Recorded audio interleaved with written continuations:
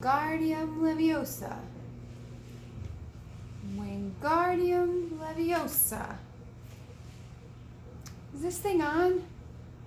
Oh, hey guys. I was just practicing some of my spells. I'm a little bit behind and I think I need to catch up with some extra practice on the weekends, but I can take a minute, take a little break from my spell practicing to read you our next chapter, which is chapter 15, The Forbidden Forest. Now, you must never go into the Forbidden Forest unless you have adult supervision. It's very dangerous out here. Things couldn't have been worse. That's not a good start, is it? Filch took them down to Professor McGonagall's study on the first floor, where they sat and waited without saying a word to each other. Hermione was trembling. Excuses, alibis, and wild cover-up stories chased each other around in Harry's brain, each more feeble than the last. He couldn't see how they were going to get out of trouble this time. They were cornered. How could they have been so stupid to have forgotten the cloak?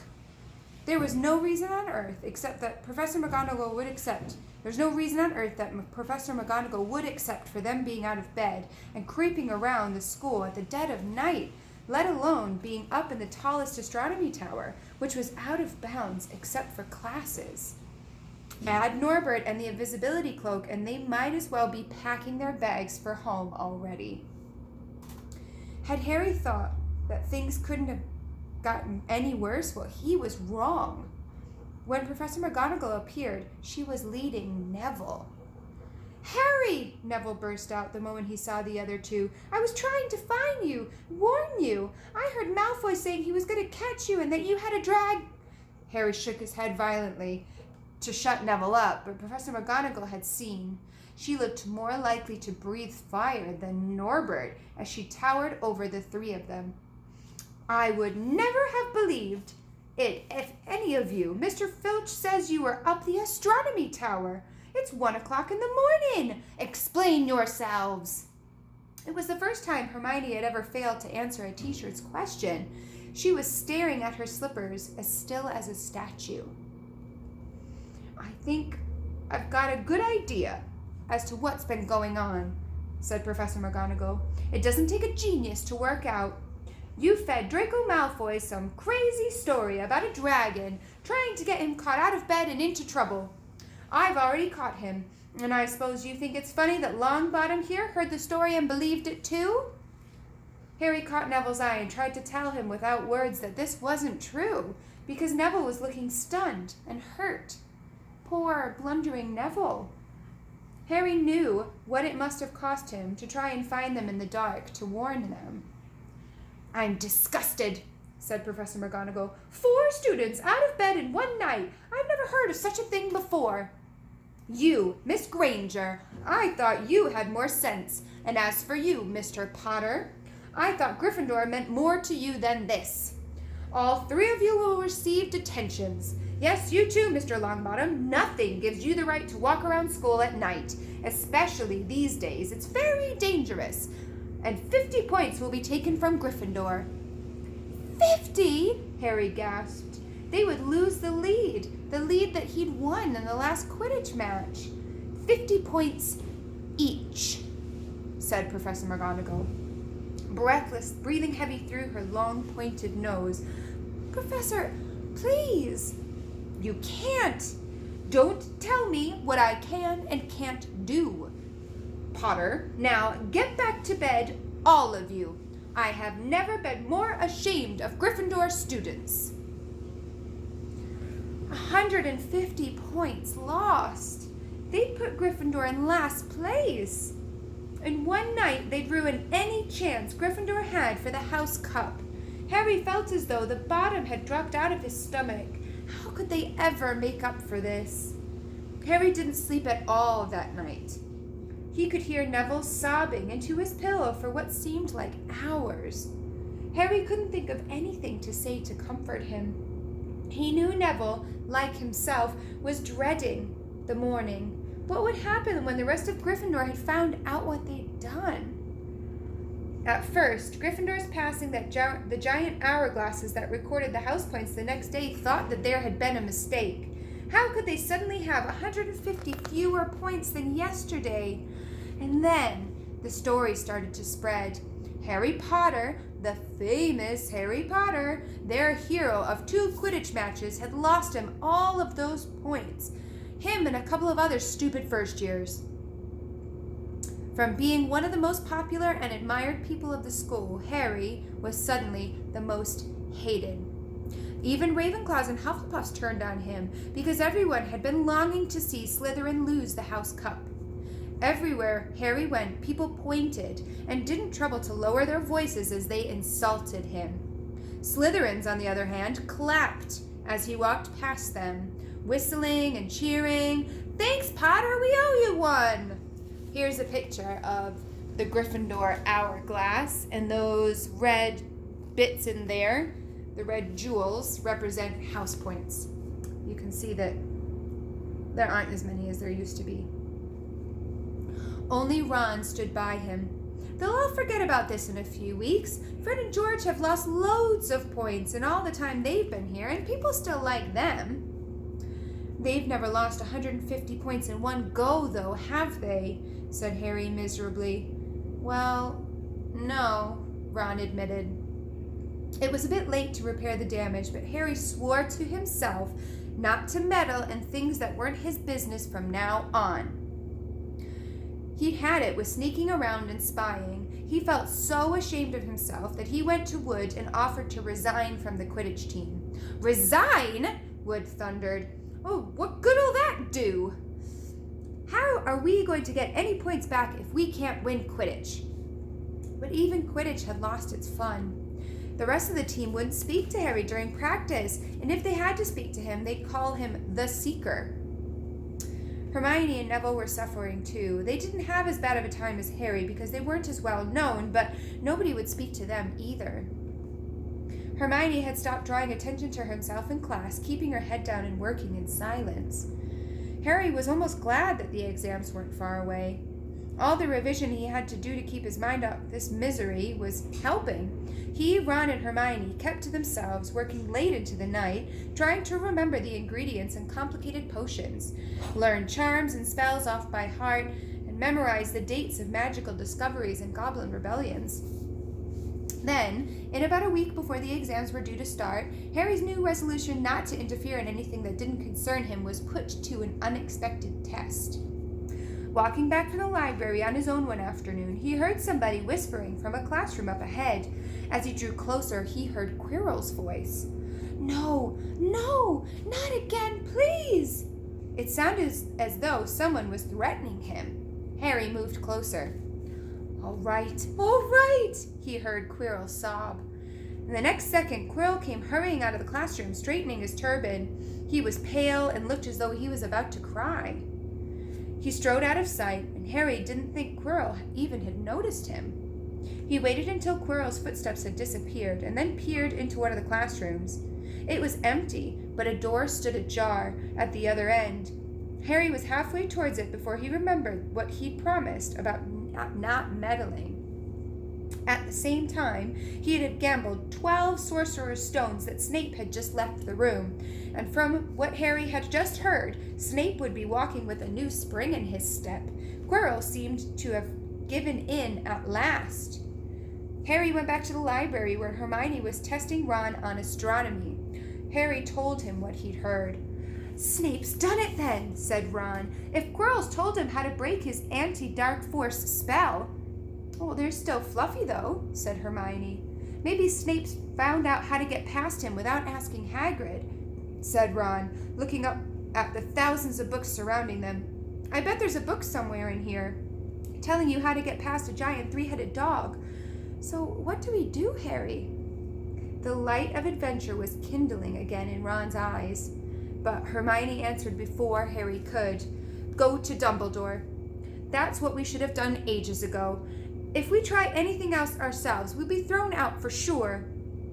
"But we've got no proof," said Harry. "Quirrell's too scared to back us up. Snape's only got to say he doesn't know how the troll got in at Halloween, and then he was nowhere near the 3rd floor. Who do you think they would believe, him or us?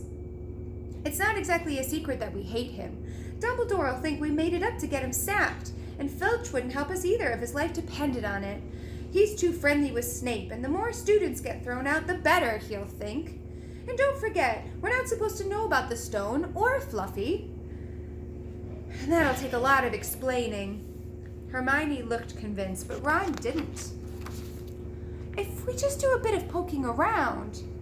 No, said Harry flatly. We've done enough poking around.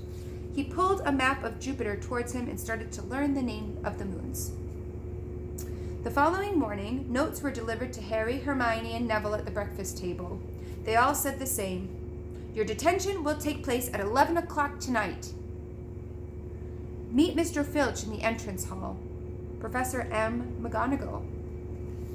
Ooh, here's a picture of Professor McGonagall.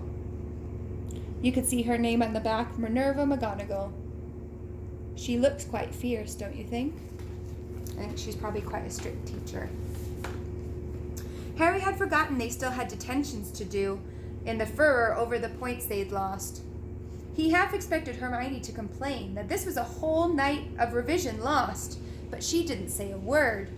Like Harry, she felt they deserved what they got. At 11 o'clock that night, they said goodbye to Ron in the common room and went down to the entrance hall with Neville. Filch was already there, and so was Malfoy. Harry had also forgotten that Malfoy had got detention, too.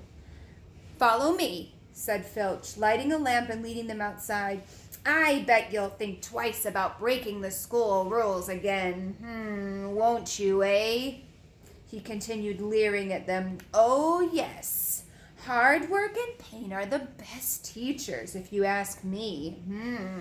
It's just a pity they let the old punishments die out. Hang you by your wrists from the ceiling for a few days. I've still got the chains in my office. I keep 'em well oiled in case they're ever needed. Right, off we go, and don't think of running off now, or it'll be worse for you if you do. They marched off across the dark grounds. Neville kept sniffing. Harry wondered what their punishment was going to be. It must be something really horrible, or Filch wouldn't be sounding so delighted. The moon was bright, but the clouds scudded across it, and it kept throwing them into darkness. Ahead, Harry could see the lighted windows of Hagrid's hut. Then they heard a distant shout. Is that you, Filch? Hurry up, I want to get started. Harry's heart rose. If they were going to be working with Hagrid, it wouldn't be so bad. But his relief might have showed on his face because Filch said, I suppose you think you'll be enjoying yourselves. With that oaf? Well, think again, boy. It's into the forest you're going, and I'm much mistaken if you'll all come out in one piece. At this, Neville let out a little moan, and Malfoy stopped dead in his tracks. The forest? He repeated, and it didn't sound quite as cool as usual. We can't go in there at night. There's all sorts of things in there. Werewolves, I've heard. Neville clutched the sleeve of Harry's robe and made a choking sound. That's your lookout, isn't it? Said Filch, his voice cracking with glee. Should have thought of that, and should have thought of those werewolves before you got into trouble, shouldn't you? Hagrid came striding towards them out of the dark, with Fang at his heel. He was carrying his large crossbow. A quiver of arrows hung over his shoulder. About time, he said. I've been waiting for you about half an hour already. All right, Harry? Hermione? I shouldn't be too friendly with them, Hagrid, said Filch coolly. They're here to be punished, after all. That's why you're late then, is it? Said Hagrid, frowning at Filch. Been lecturing them, have you, eh? It's not your place to do that. You've done your bit. I'll take over from here. I'll be back at dawn, said Filch, for what's left of them. He added nastily, and he turned and stared back towards the castle, his lamp bobbing away in the distance. You can see the doors of the castle here. And there's Mrs. Norris in the doorway, and some really cool decorations at the top there. Looks like branches growing up. Malfoy now turned to Hagrid. I'm not going into the forest. he said, and Harry was pleased to hear a note of panic in his voice. "You are if you want to stay at Hogwarts," said Hagrid fiercely.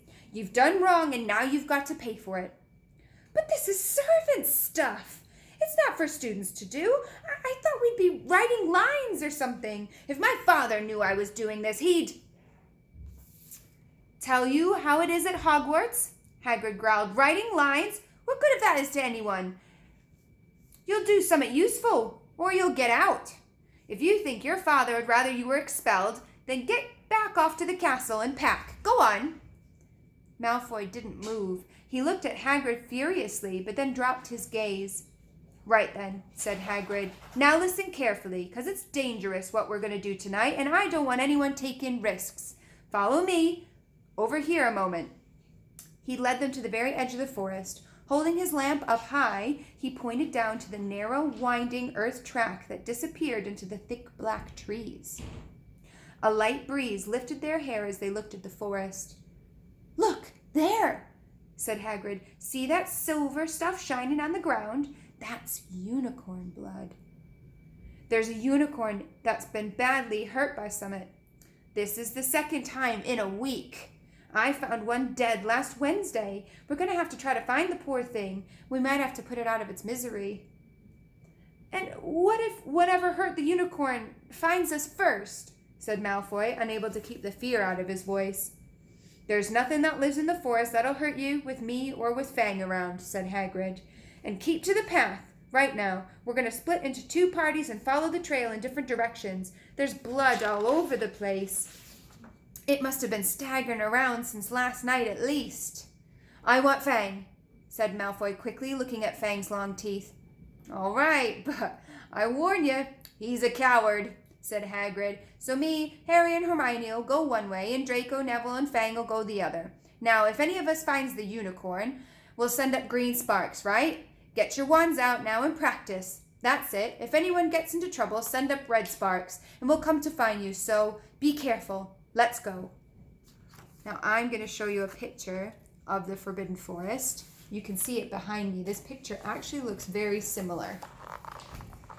You can see there a unicorn shining in the darkness. Lots of dark trees. It looks a bit spooky. Wow. I'm going to pause here in this chapter because this is quite a long one, and I'll carry on with part 2 in my next video. Bye-bye.